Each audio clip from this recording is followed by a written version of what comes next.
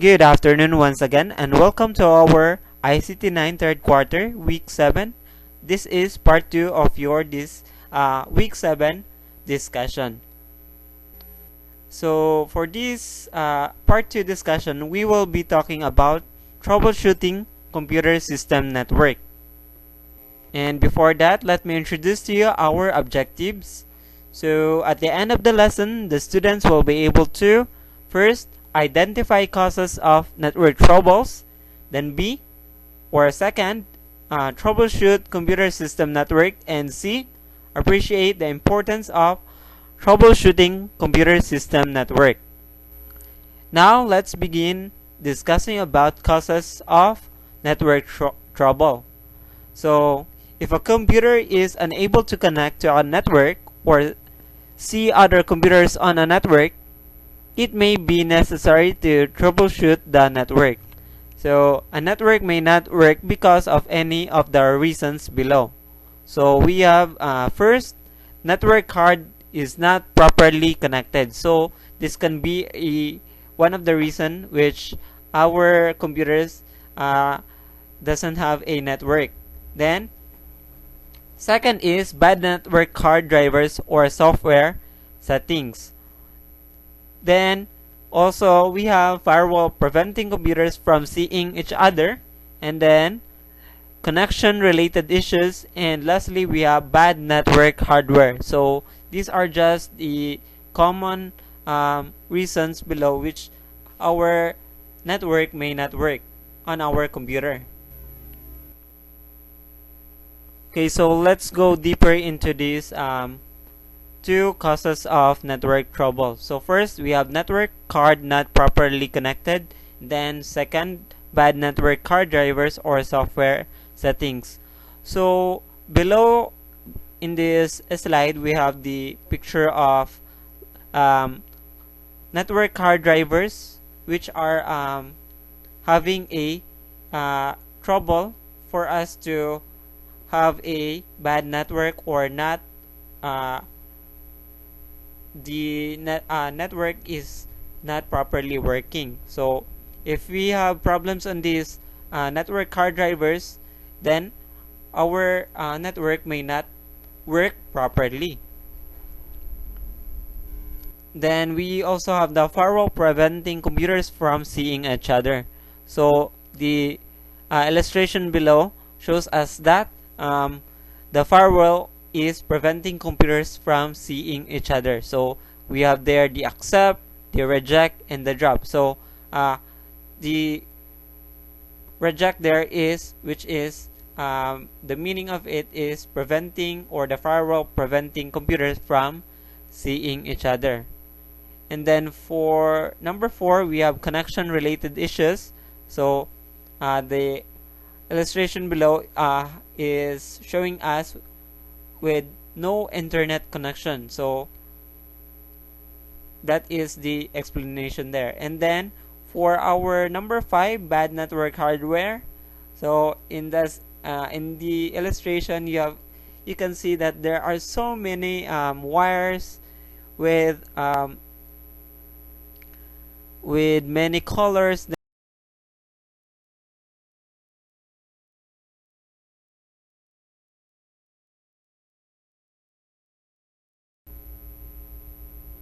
So with all the causes of network troubles, well, there is a solution. So because of the large variety of network configurations, operating systems, setup, and etc., not all of the below information may apply to your network or operating system. So if your computer is connected to a company or a large network, or you are not the administrator of the network, it is recommended that if you are unable to resolve your issues after following the below recommendations, that you contact the network administrator or company representative. So first, we have verify connections or LEDs. So verify that the network cable is properly connected to the back of the computer. And in addition, when checking the connection of the network cable, ensure that the LEDs on the network are properly illuminated. For example, a network card with a solid green LED or light usually indicates that the card is either connected or receiving a signal. Then if, however, the card does not have any lights or has orange or red lights, it is possible that either the card is bad, the other card is not connected properly, or the card is not receiving a signal from the network.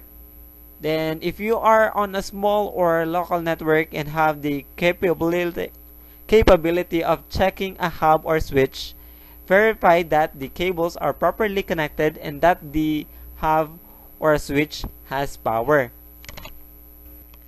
Adapter resources. Ensure that if this is a new network card being installed into the computer, that the card's resources are properly set and not conflicting with any hardware in the computer. Then we also have adapter functionality. So verify that the network card is capable of detecting or seeing itself by using the pin command. So Windows or MS-DOS users ping the computer from a MS-DOS prompt. For Unix or Linux variant users ping the computer from the shell.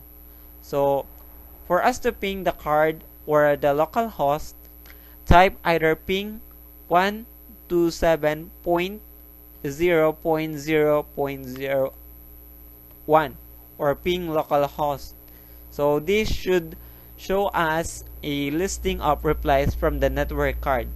Then if you receive an error or if the transmission is failing, it is likely that either the network card is not physically installed into the computer correctly or that the card is bad. And then we also have the protocol. So verify that the correct protocols are installed on the computer. So most networks today will utilize TCP or IP, but may also utilize or require IPX or SPX and NetBEUI. So when the TCP or IP protocol is installed, unless a DNS server or other computer assigns the IPX address, the user must specify an IP address as well as a subnet mask. So to do this, follow the instructions below. So first is to click Start or Settings, then go to Control Panel, then second, double click the network icon, and then within the configuration tab, double click the TCP or IP protocol icon. Then note that do not click on the PPP or dial-up adapter, then click on the network card adapter. Then fourth, so in the TCP or IP properties, click the IP address tab and then select the option to specify an IP address. Then enter the IP address and subnet mask address as an example, such as an address could be IP address 102.55.92.1. Then for the subnet mask, we have 255.255.255.192. You can just assign IP address of whatever numbers you want. And for the subnet mask, it will just automatically have its number. So just like the numbers there, the 255.255.255.192. And then for the last step, so when specifying these values, the computers on the network must have all the same subnet mask and have a different IP address. For example, when using the above values on one computer, you would want to use an IP address of 102.55.92.2 on another computer and then specify the same subnet mask. So why is this that we need to have different IP address on different computers? So it's because that we may not be able to see the other computer if they have the same IP address. We may not be able to identify which one is the having that IP address, which one of that computer. So we really need to have different IP address on our different computers because they are different. Okay, so next we have firewall. So if your computer network utilizes a firewall, ensure that all ports required are open. So if possible, close the firewall software program or disconnect the computer from the firewall to ensure it is not causing the problem. So the illustration below shows us about the firewall. And next we have additional time. So in some cases, it may take a computer some additional time to detect or see the network. So if after booting the computer, you are unable to see the network, give the computer 2 to 3 minutes to detect the network. So it might work when we allow our computer take time. So we need to let our computer take time for itself for us to have or we may be able to have a good network. Then Windows users may also want to try pressing the F5 or refresh key when in network neighborhood to refresh the network connections and possibly detect the network. So just press F5 many times, so your network might be it will be you can see the network that is working. Next, we also have additional troubleshooting. So if after following or verifying the above recommendations, you are still unable to connect or see the network, attempt one or more of the below recommendations. So if you have installed or are using TCP or IP as your protocol, you can ping another computer's IP address to verify if the computer is able to send and receive data. So to do this, Windows or MS-DOS users must be at a prompt, and Linux or Unix variant users must open or be at a shell. So once at the prompt, assuming that the address of the computer you wish is to ping 102.155.92.2, you would type ping 102.55.92.2. So you can see that that the other computer is having a network with the other computer.